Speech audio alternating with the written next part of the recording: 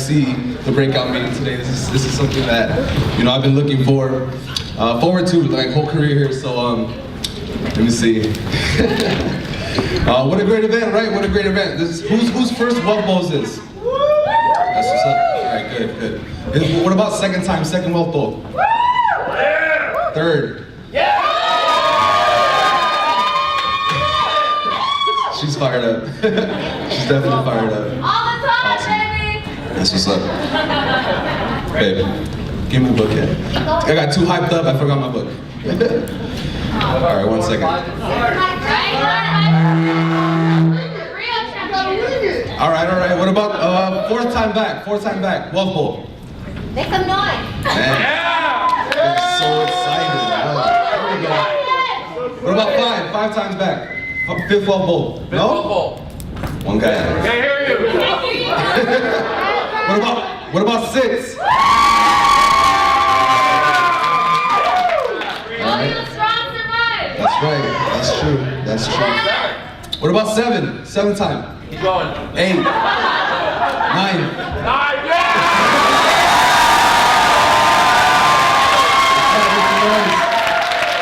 I mean, that just goes to show if you stick it through, this is basically your future. So 9 times been here. All right, so who's excited about 2018? That's right, I'm super excited too. All right, who's ready to make 2018 the best year of their lives? All right. Let's see. So the purpose of this meeting today is to hear from some of our top producers, some of our most loyal people in the office. Raise your hand if you feel like you're one nugget or one conversation away from an explosion. Perfect, you're in the right room, because I've been studying these speakers, and I can promise you and tell you that today you will receive that nugget. Today you will leave here prepared to have that conversation with the next either cold market prospect or warm market lead. Let's see, so if you guys don't know me, my name is Moises Parra. I'm a director to Jasmine Hussein. So give it up to Jasmine.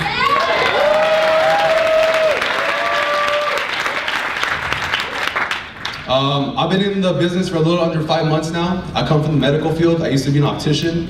So basically it was a glorified optical assistant. So I was the guy blowing air in your eye. And I enjoyed it. Definitely enjoyed that. But some patients are just assholes. So I was an optician for 8 years, right? So out of high school, I knew I didn't want to go to regular college, so I went to an occupational school.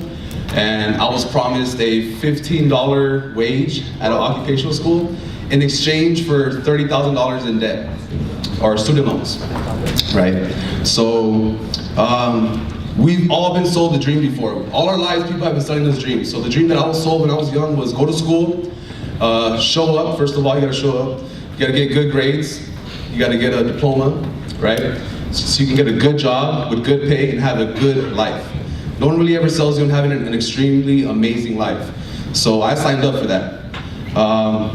So without thinking, I signed up for the student loans. They promised me $15 an hour, and I was 19 when I went to school. So at 19, $15 an hour sounds pretty good, right? So I was like, hell yeah, sign me up, bro. And it was like a 7-month program. I'm like, man, better, yeah. I was like, I'm set, dude. But life has its up and down. Life has its ups and downs. Sorry, it's the braces.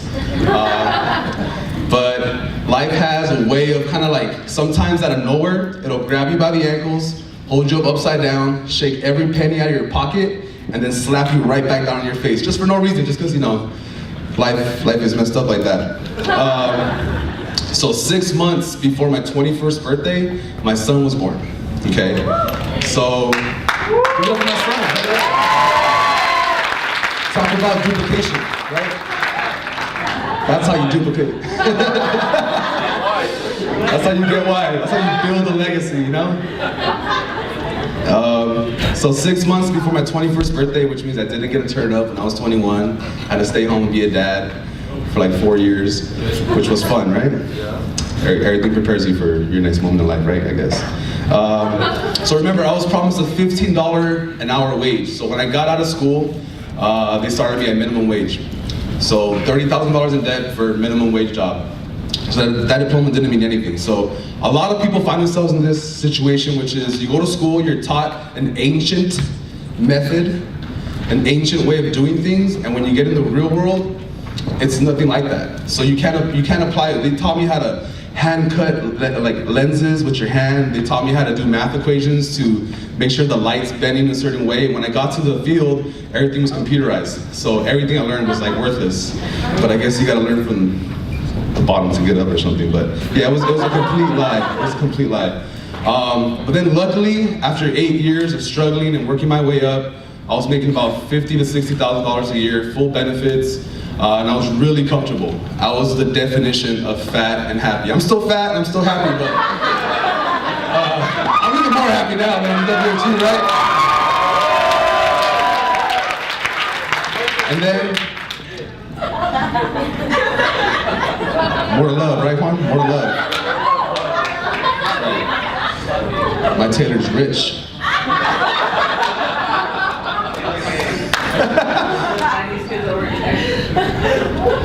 Man, that's why China has so much money, all the rice I ate, you know? The China economy.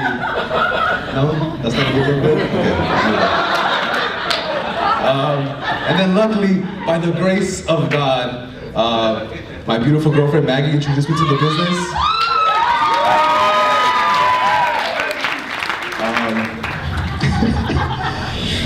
Yeah, so of course, you know, I was the most skeptical person. When she joined WFG, she would show up late on a Wednesday night. She would not want to go out with me no more on Friday nights because she had a meeting on Saturday morning. I'm like, a meeting with who? So I was super skeptical. Jasmine kept blowing up her phone. I'm like, who's Jasmine? Let me answer. And then it was actually a girl, so I'm like, all right, okay.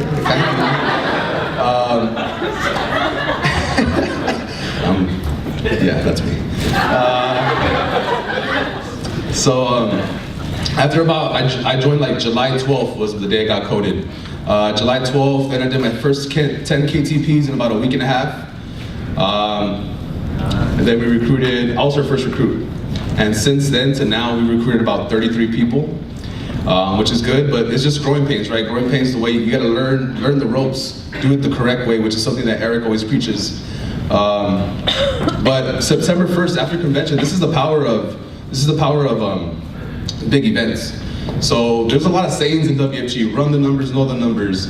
You can't change people's lives, but you can take them to life-changing events, right? And I'm like, man, these people are crazy, what are they talking about? Write it down, it'll come to life. Like, but let me tell you, like, everything they tell you is completely true. I came back from convention and I quit my job September 1st and planted my flag here with WFG. Because I saw a future here. I saw wonderful examples from the SMDs here that, like, you know, like, you just can't ask for anything better. Like, the leadership here is amazing, right? Anyways, enough about me. Let's get this show started. You guys ready for some nuggets? All right. Make sure you're nice and loud for the first speaker. Let's keep the energy up all day. You guys with me? All right. So, anyways, our first speaker coming to the stage is a man that can't lose. His last name is literally Win. So he's like destined from birth to just not lose, right?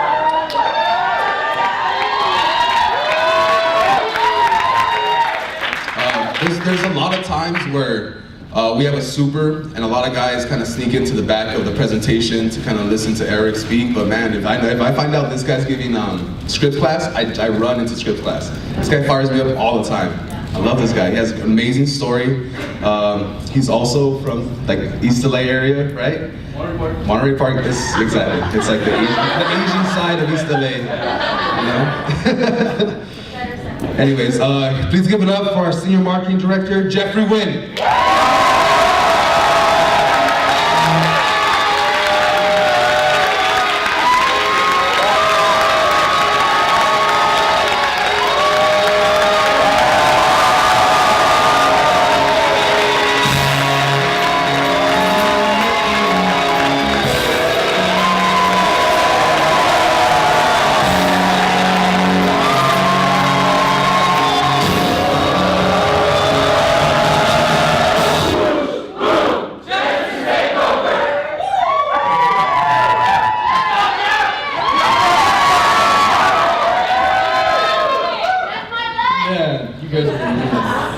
guys are amazing. Yeah, I'm telling you. We're testing this thing out earlier, and we're like, oh, that's not gonna be feedback. Now we're just like, every time we walk this way, there's the feedback. All right, so how you guys doing? Great. Guys fired up? Yeah. How do you guys feel like your life has been changed already? Like, you know what? I'm gonna make a commitment here. I'm gonna make this thing happen. This is my life, right? I'm gonna be solid with WFG, right? Like this morning, I was thinking, like, man, how do I even start this meeting off? Obviously, like, you know, I'm one of the first ones to go up and speak, so I'm like, man, I'm ready for this thing. Right, and now, like, just to fire myself up, we had like this, we have music going on in the house, and we're just going, we're dancing. This morning, we got Stay Alive going on, and then I got those like these metallic little balls in the room, and I just started juggling them, and then, you know, and I was like, and I was like, man, dude, did you always do this type of stuff? And like, just to pump yourself up for the day. Because now they're starting to see how my morning is, like my morning ritual every single day, right? And then Oki and Hanao started to join me on this ritual. Like, they're the first ones awake, and they're the one who's jumping in the cold water in the morning, and they're the one who's taking cold showers, right? And it's just, that was just 2 days. What if you could do that for the next 3 to 4 years, 3 or 4 months, right? And you know, what's the best part is, you know, when he was asking me about that question, I said, you know what, it took a lot of persistency. It took a lot of mistakes. I've dropped the ball multiple times, right? I broke things. You hand me 3 of anything, I'll try to juggle it, right? Whatever it is. So that's kind of the topic that I'm gonna talk about, is about persistence. Just continue to fight the fight, right? Some of you guys are always here. It's called not giving up. No, I'm starting off this meeting with like, man, this tone. So if all you guys could just put a smile on your face for me real quick. It's a big old smile. You guys got it? Now look at each other for me real quick. To your left, to your right. Give them a hug. Right, give each other a hug. Shake each other's hand. How you guys doing? Kumbaya. There we go. If it's your significant other, kiss them. That's good? Alright, calm down, stop touching each other. Alright, calm down, whoosh. You know what's the saddest part though? The hand that you just shook, the hug that you just gave, that might be the last time you see that person. They might not be here next year. That's the scariest part. I'm not talking about the front row SMP. I said that last year. You know what's crazy? Here, check this. What's crazy is that last year I was sitting next to 2 people that are no longer here. And by the way, one was a freaking SMD, and one obviously, you know, we're not gonna talk about. But think about this. They're not here anymore. I stuck it through. Guess what? These SMDs stuck it through. Can you? Can you guys do it? Because if you guys can, guess what? You're gonna be in Eric's position. When Moses started doing that, I'm like, man, you're stealing my thunder, dude. Like, that's what I was gonna ask. Who has been here for a year and 2 years and 3 years? We kind of already saw the crowd. But if you look at this front row, we all stood up and cheered at year 6. That was that group. Year 5, you guys are still trying to struggle, figuring things out, so you guys are not as fired up. We understand, it's cool, right? But it is what it is. So here's what it is. Year 1, you've been through some stuff. You guys are still here. Right? What happens at year 2? Year 2, now you're being tested. Can you stick it through? Where's your loyalty? Where's your commitment? By the way, that's where improvement happens, is at year 2. Right? Year 3, you're entering the lifer phase. People are starting to recognize you throughout the office. People are starting to ask you, people are starting to expect more out of you. Right? You're starting to step up throughout the office, and you're starting to volunteer for more roles. You're starting to figure out, hey, this business is actually not that hard. You can do it. You can make this thing happen. You start to believe in yourself a little bit more. But then year 4 happens, right? And at that point, if you can make it to year 4, you become a lifer, right? And that's when the true test comes through. If you can make it to year 5, man, we welcome you with hugs, and you're part of us, and you become a WFG freaking lifer, man. You become the genesis I mean, you talk about the Genesis leaders, that's when people are gonna see you that way. That's what it is. So here's what it is. You know, every single time you gotta stay persistent, you gotta fight the fight, right? And when you go back home and you're fired up right now, but when reality hits, what happens?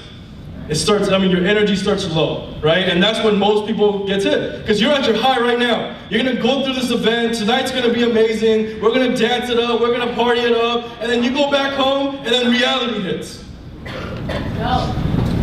Right? You gotta push these things aside, and you gotta just continue through with it.